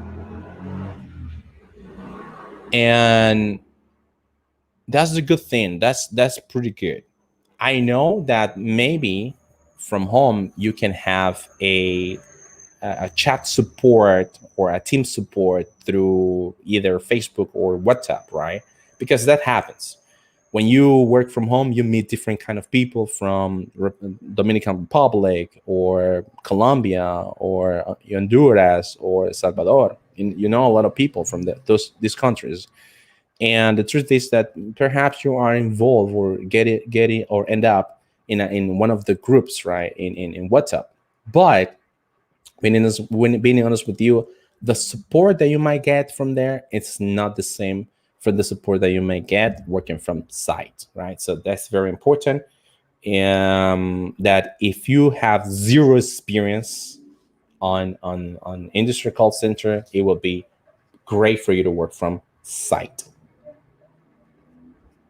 Rebuttals are difficult. Could you please give us example of how to rebuttals? Uh, the opposite of rebuttals, you need to make sure that you already know what are the common rebuttals or objections the customers may have, right? Objections customers may have. And now, let me go ahead and be honest with you. Maybe this is something that you need to keep in mind. When you are working for a sales campaign, you need to keep in mind that not everyone is your customer. The same thing happens with me here at Nestin ACC. Not everyone, not all of you are my customers, right? And this is something that you need to keep in mind. The good thing about sales is that you can have a lot of interactions with people, meaning that the more interaction with people you have, the better will be for you to prove that you can sell things. What I'm trying to tell you is that whenever you are in a call in sales, you need to do your best. You need to take that call as if we're the first call of the day. And you need to give your best to the customer and try to tell the customer, Mr. Customer, this is the best option that I have for you today. Because, and you give the benefits, right? What if the customer says, I don't have the money?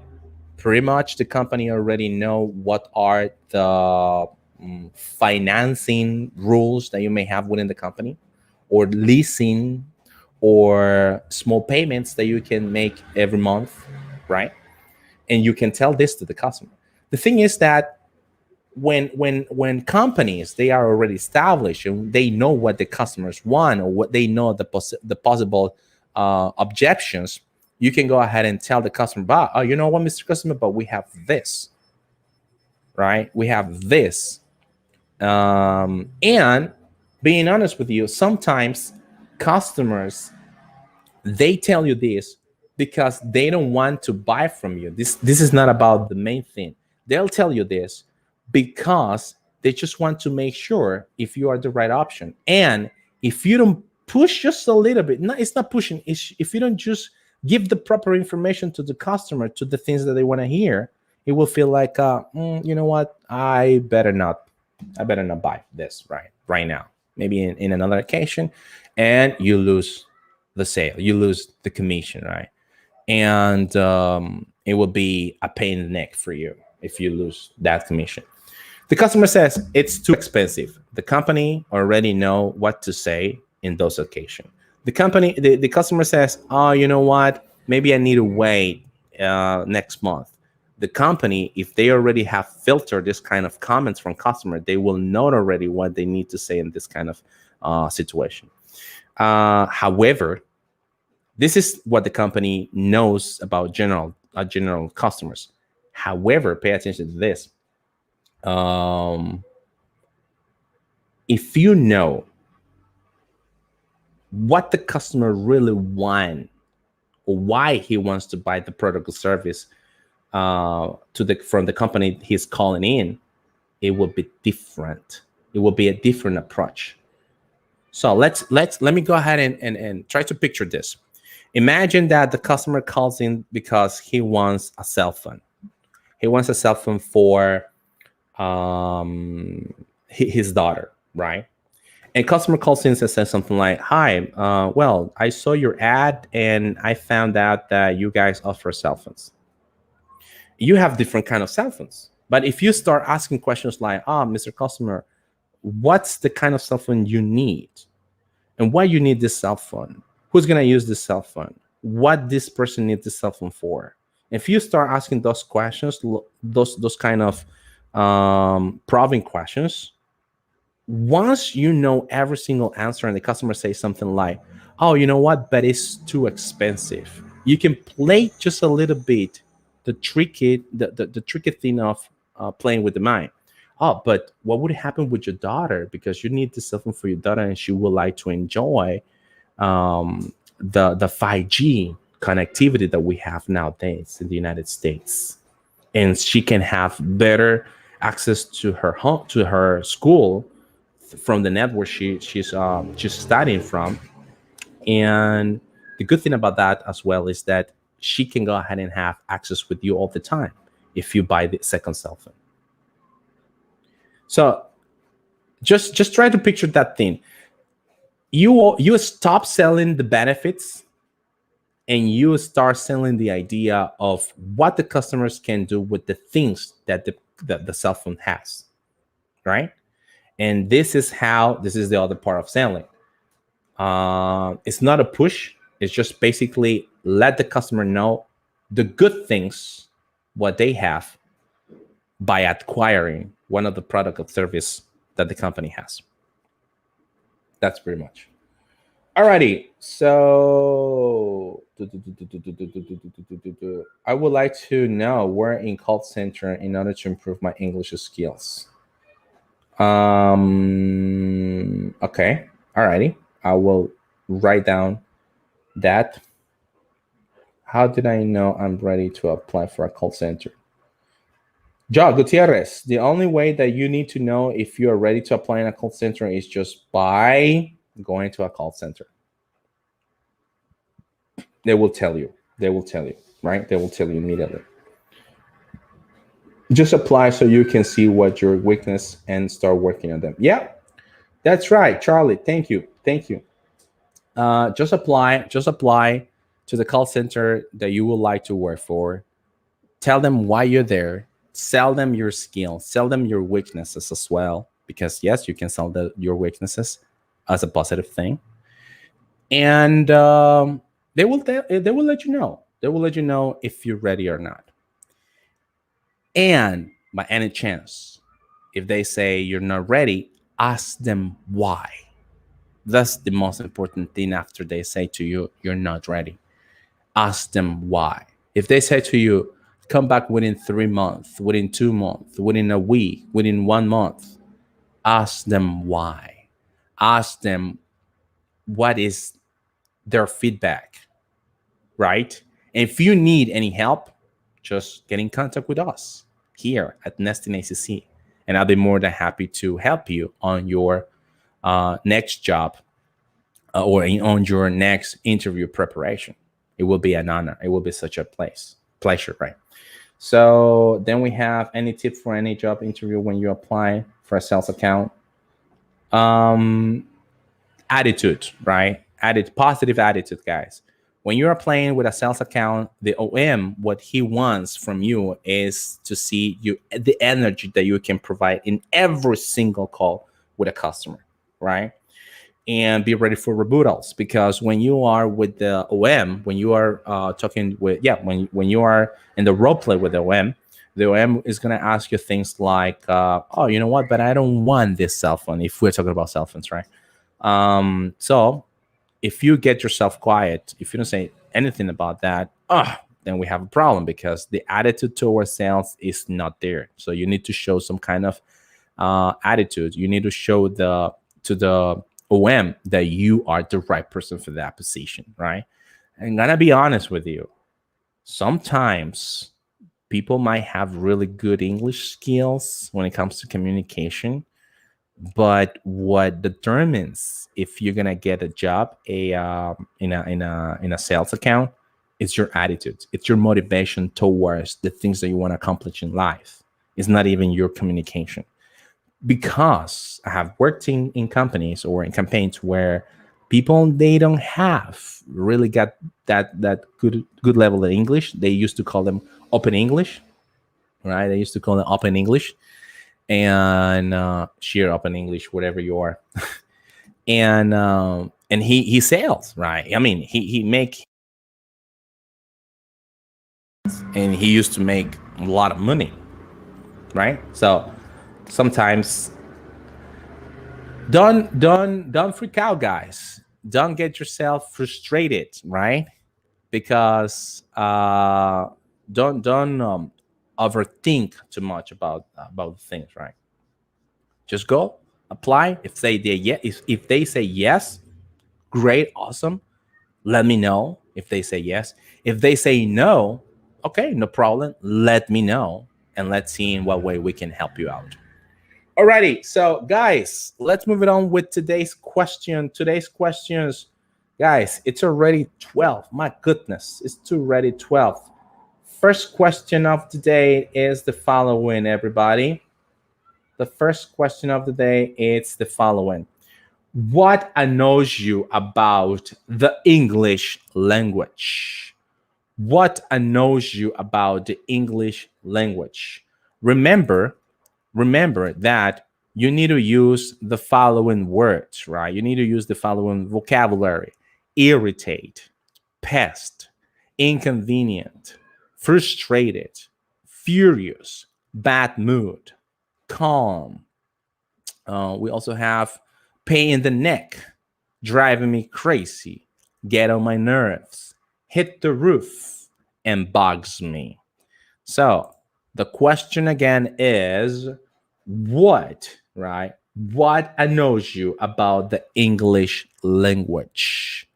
What annoys you about the English language?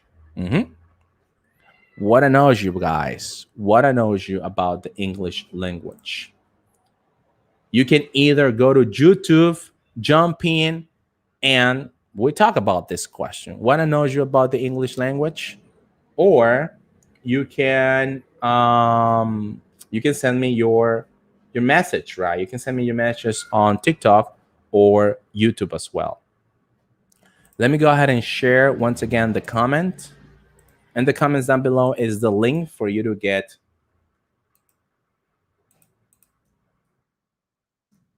There's the link, right?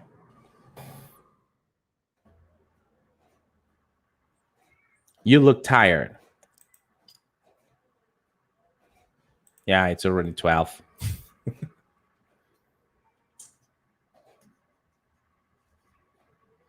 What do you think of teleperformance? If you have 80% of English, go for it, man. Go for it. They're offering customer service, right? At teleperformance. If you have a higher English level, like 90%, you can go ahead and do it as well. The good thing about that is that it's the only call center in Nicaragua that won't let you, or that won't tell you that you need to go back to site, because there isn't any site here, right, in Nicaragua. So pretty much 100% working from home. That's the only. No, that's not the only good thing. Let me just go ahead and withdraw that. Um, that's one of the good things, right? That's one of the good things of teleperformance. Is not the kind of call center will tell you, okay, because of the pandemic, it's already over. You need to come back to site. There's no site, so you can work from home, 100%. That's what I think of teleperformance. Alrighty, so Charlie, Omar, join. Hello, Charlie. Guys, remember that we are on YouTube as well. You can go to YouTube, jump in, and we talk about this. What annoys you about the English language? Or is there anything else that annoys you? You can express yourself. Is there anything else that annoys you? Let me know in the comments down below.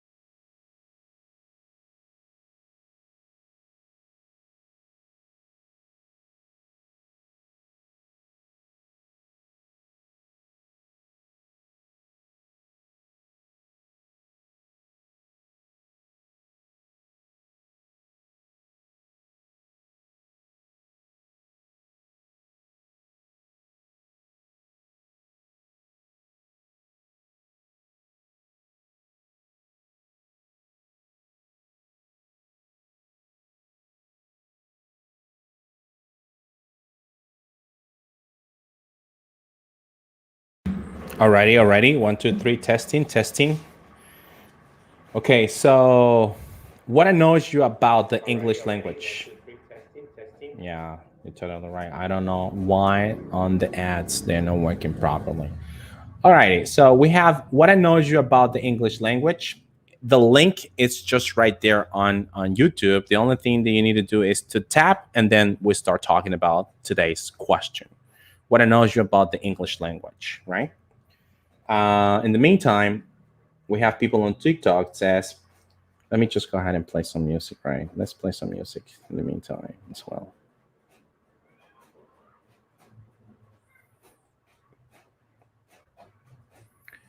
Let's play this one.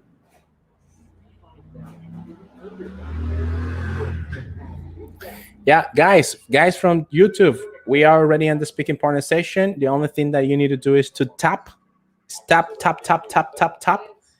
and the link that I just sent on YouTube, and voila, we start speaking, right? We start speaking about what annoys you about the English language. In the meantime, people on TikTok says, when United States citizens say, I want some, what? I want to some how to speak real English. Okay, number one, that's racist, right? Now, it's rude as well. Just because you may have a strong accent, it doesn't mean that you don't speak English. That's number one thing. That's something that you need to guys keep on mind, right? And they have in their mind, because you have this accent, it wouldn't be possible for them to resolve the issue they may have. That's pretty much the reason. That's pretty much what is going on, right? So when a customer tells you something like, you know what, I want to speak to an American, it's because they have this conception that speaking to an American, they will understand what the customer situation is, and they don't need to repeat themselves something that they have already said. And this happens when the customer is already pissed off, when the customer is really frustrated. Why this happens? This happens because customers, either in that call, in that chat, or in the past, they have experienced that when they're speaking to non-native English speakers, they need to repeat the story more than once. And the problem that we might have as the guys who have a strong accent is that we are not paying attention to what the customer is saying. So for once, or for once the customer experiences this, everybody pays the price, right? The price is that sometimes we hear something like, I want to speak to American. I want to hear real English. It's because of that. That's the main reason why, right? Um, However, there are some kind of ways that you can diffuse that. And the way that you can say to the customer that they want to speak to an American, you can tell the customer to let you the opportunity to assist the customer with this situation, and let's see what the customer has to say about that. Because obviously there are some customers that can give you the benefit of the doubt, and by giving you the benefit of the doubt, you can disarm the customer and start pretty much attending the call, right? Taking ownership of the call. And if you show that in a call, you're going to be just fine. You're going to be fine with your QA, with your supervisor, with your OM, with the people around you. You're going to be just fine. But if the customer insists on, you know what, I really want to speak to American, that's okay. Depending on the situation, you can either transfer the customer to an American accent, or to your supervisor, which is not your coach. Your supervisor is another person that is in tier two, right? Tier two position, just for you to know. Alrighty, so that's why when customers say something like that, it's because they have had a really bad experience, right? Something that annoys me is that they use a lot of idioms and sometimes they link words. Yes, that's part of the process, right? That's part of the process of understanding. That's the difference between a textbook and real English conversation. Guys, I guess that perhaps this week I'm gonna start a new program within this channel, and the main idea is to talk to customers, right? To talk to real customers, and they can express themselves how we customer service agents treat these customers, right? This is gonna be really really interesting, and if you would like to participate on this, the only thing that you need to do is to follow us on YouTube to make sure that you don't miss any kind of opportunity when it comes to talking to customers, talking to real customers, right? And yeah, very good sentence, Dr. F2. Something that annoys me is that they use a lot of idioms, or sometimes they link words. The same thing happened in Spanish. We also link words. We also link words in Spanish, and we leave them a lot. And sometimes, especially Nicaraguans, we don't even say the words. What do you know where the car keys are? You see that? So we didn't say any word, and that's part of communication as well. As long as you communicating and people can understand you, you're gonna be just fine. Alrighty, so very good, Dr. F2. Very good, very good. So do we have any other comments? Guys, we are on YouTube waiting for you, everybody. We are on YouTube waiting for you. Annoyances. First question is, what annoys you about the English language? Jump in and let's talk about it.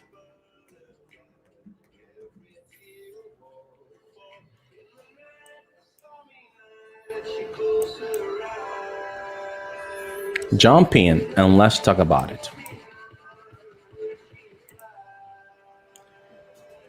To follow.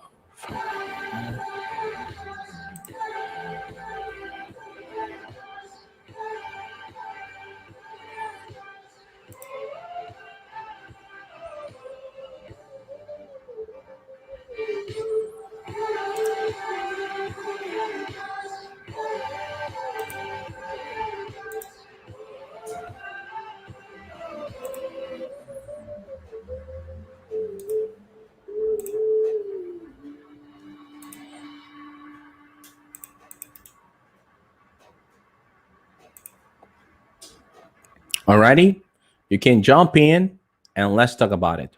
What annoys you about the English language?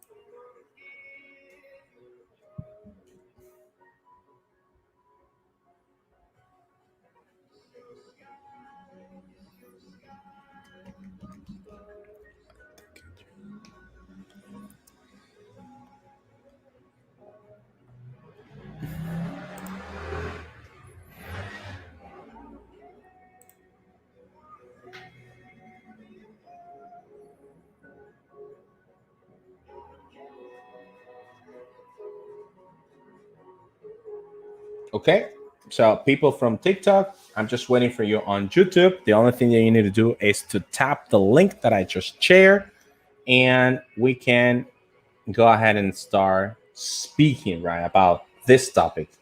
What annoys you about the English language?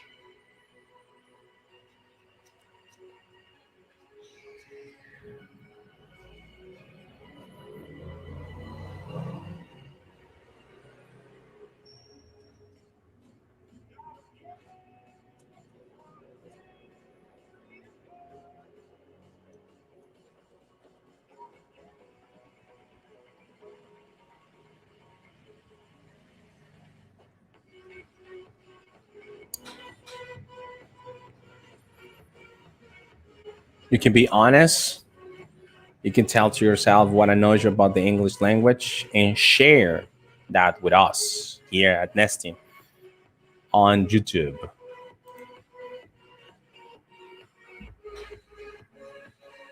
Once again, Dr. F2, something that annoys me is that they use a lot of idioms, and sometimes they link words as well. Yeah, yeah. It could be frustrating sometimes. That makes you feel frustrated. That's right. So we have one person on YouTube. You are more than welcome to jump in and let's talk about annoyances. And the question is, what annoys you about the English language?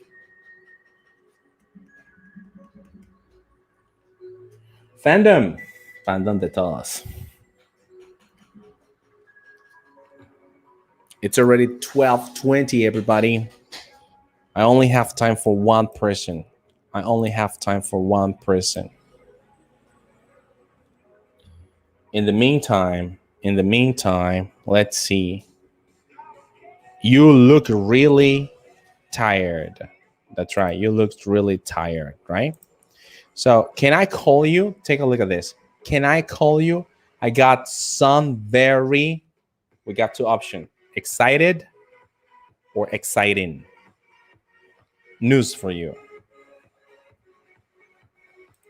What would be the right option right there? What would be the right option? Can I call you? I've got some very excited or exciting news for you. What do you think is going to be the answer?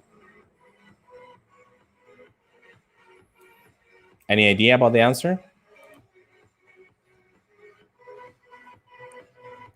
The answer would be, I got some very exciting, right? Exciting news for you.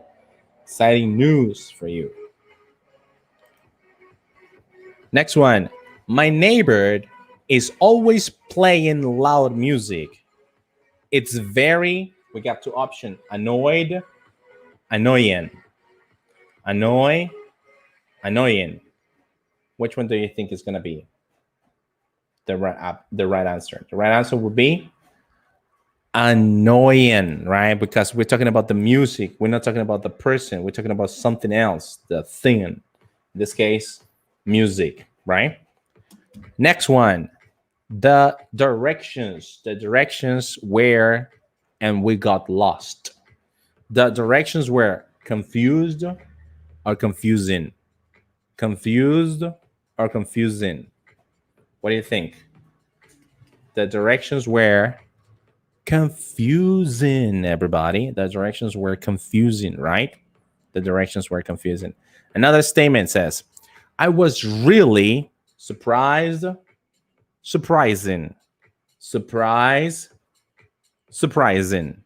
that I won the competition. That I won. We're talking about squeezing, right? That I won the competition. Squeeze or link the words. I won the competition. So I was really what? I was really surprised that I won the competition. Which one do you think is going to be the right answer? The right answer will be surprise, right? Surprised. Alrighty. Next one. The next sentence says, she didn't call about the car. I don't think she's interested in buying it. Interested in buying it. Which one do you think it is? This is very important because most likely sometimes when we are talking about adjective in ed and ing, we might make mistakes with the recruiter, right? Or with the language specialist. Keep in mind the language specialists are very, very picky with the language. And you need to be sure about your answer. So she didn't what? She didn't call about the car. I don't think she's interested in buying it or interested in buying it. Which one do you think is going to be the right answer? I don't care. So that would be interested in buying it, right? Interested in buying it. Okay, so one more right here. We got two more, right? We got two more. So we have my cats gets really when there is a thunderstorm. My cat's really frightened or frightening. Frightening or frightening. Which one do you think is going to be the right answer? My cats get really frightened or frightening when there is a thunderstorm. And the right answer will be frightening, right? Frightening will be the right answer. Ricardo, hello, Ricardo. How's it going? Next one. His exam results were really two options: disappointed, disappointing, disappointed, disappointing. Right? His exam results were really. What will be the answer? Last one. That will be the last one. That will be disappointing, right? That would be disappointing. So we finished, and the total score is 8 out of 8, 100%. Good. So, guys, do we have any volunteer? Do we have volunteers on YouTube, on TikTok? Any volunteer who would like to jump in and answer the question? What annoys you about the English language? Or if you don't like that question, let's change it then. Let's change it. What do you think about this question? What annoys you about the place where you live? What annoys you about Nicaragua? Yeah. Or the place where you live? What annoys you about the city where you live? What annoys you about the town where you live? What annoys you about that? What annoys you about the neighborhood where you live? What annoys you about that?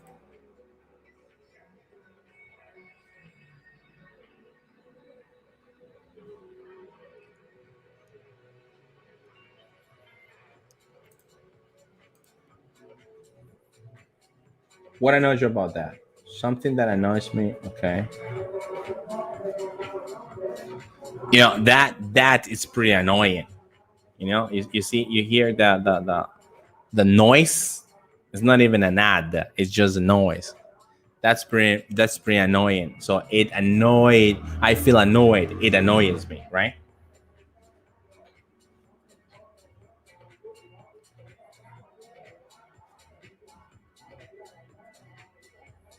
What annoys you about the town where you live? That's the other question.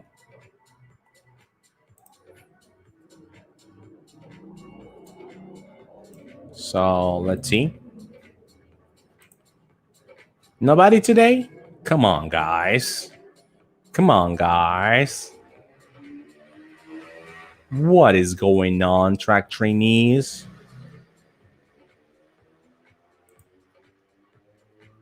What is going on, track trainees? What annoys you about the town where you live?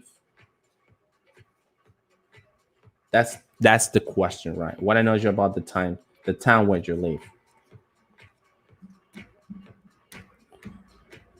Or if that's difficult to answer because you don't want to get involved in the answer that you want to give, right? You don't have to have any kind of problem because of the answer you want to give. So, next question would be: do you think you have any annoying habits? Do you think you have any annoying habits? Do you think you have any annoying habits? That's going to be the other question, right? Do you think you have any annoying habits?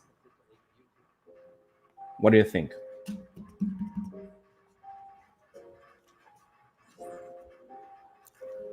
Just tap.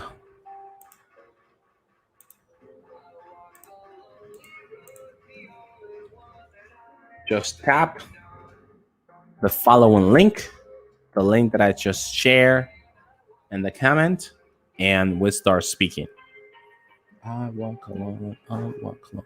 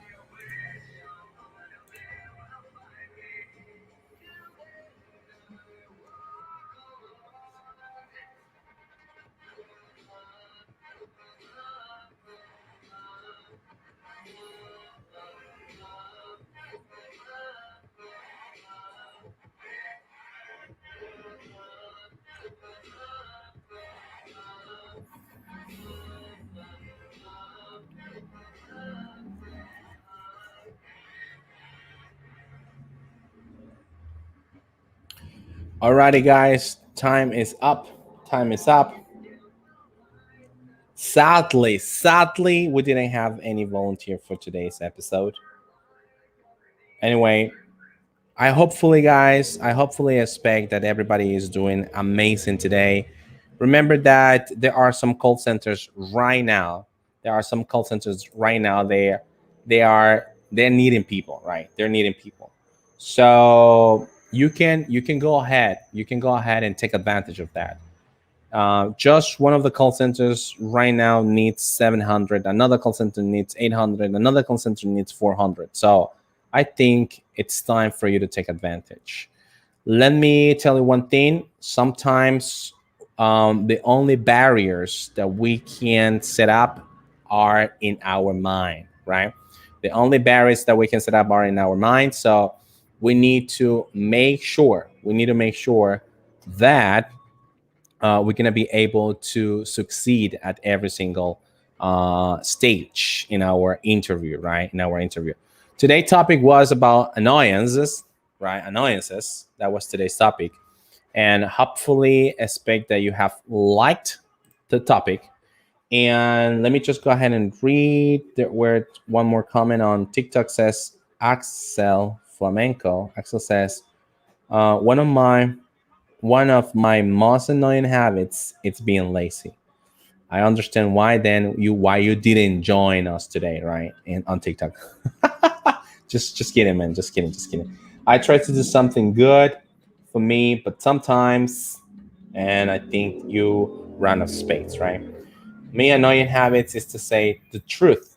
That's not an. I mean, that's not annoying. It's better to say the truth rather than living a life of lies based on lies. So that's not good, right? That's not good. Alrighty. So, guys, if you would like to participate, just click on the link on YouTube. We can talk about these words or these questions. I have more questions, guys. I have more questions. I have more than 5 questions. For example, which celebrity annoys you? Which celebrity annoys you? For some people, huh? For some people, yep, that's true. Which celebrity annoys you, right? However, I have time if you would like to jump in. I have time if you would like to jump in, but if you don't like to jump in, so that's okay, no problem. No hard feelings, no hard feelings whatsoever. However, we meet next Saturday, right? We meet next Saturday here, the same channel, Nesting ACC. The only thing that you need to do to make sure you may participate, you may feel confident and comfortable for your next job interview, for improving your speaking, for improving your oral communication, is just jump in today's practice. That's the only thing you need to do, right? Alrighty. So, guys, once again, thank you. Thank you, everybody. Thank you, people from TikTok. I just found you out, bro. I'll keep an eye on your live, dude. Since now it's a fact. If you want to jump in, bro, through always hurts. That's it's called that.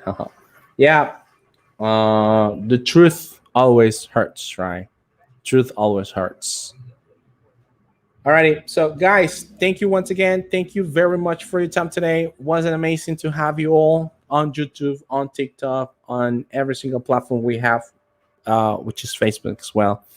And I hopefully, guys, I can meet you next Saturday. Stay tuned in with our channel because remember that we're gonna bring some customers, right? Hopefully we're gonna make it. Hopefully we're gonna have some real customers that they will let us know what their experience is when it comes to the call center industry. Thank you once again, guys. Have a good one. God bless you, and see you soon, track trainees.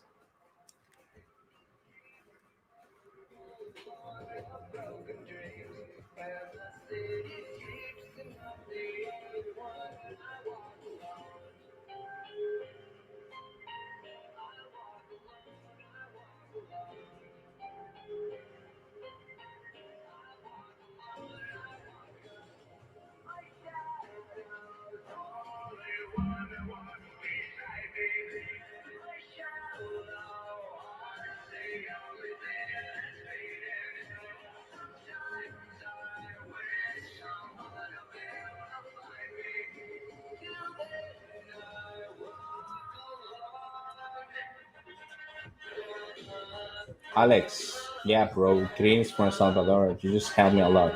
My pleasure, Alex. My pleasure. Thank you, future trade trainee. Alex, what days do you do lives? I need to know. Pretty much Saturdays, right? Saturdays we do have the speaking partner sessions where you may jump in our channel on YouTube. You're more than welcome to do so. Alrighty.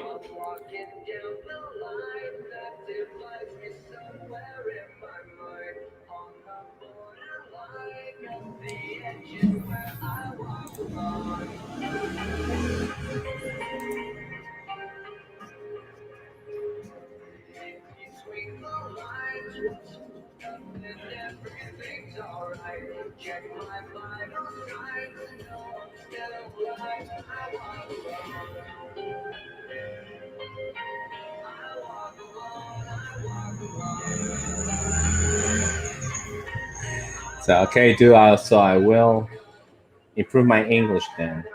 I mean, call. I'm all in.